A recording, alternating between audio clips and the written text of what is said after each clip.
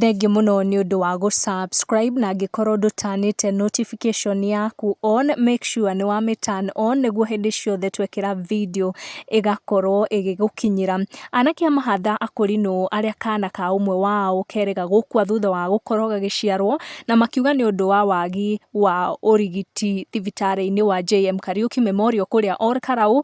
Rĩu gĩkuũ gĩa kana kau nĩ kĩoete mwerekero ũngĩ mwerũ. Amwe akũrinũ acio arĩa metagwo The Kimathis nĩ makoretwo magĩitũrũrĩra Muigai wa Njoroge mĩario mĩrũrũ mũno.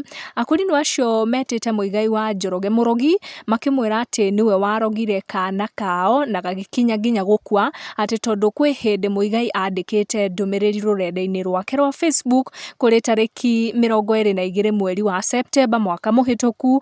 Nĩyo ĩno message ĩrĩa Muigai wa Njoroge akorirwo agĩtandĩka rũrenda-inĩ rwake rwa Facebook, na ndeto iria ciatũmire The Kimathis makorwo makiuga atĩ mĩario mĩrũrũ ya Muigai wa Njoroge yahota gũkorwo nĩyo yacũngĩrĩirie gĩkuũ gĩa kana kao.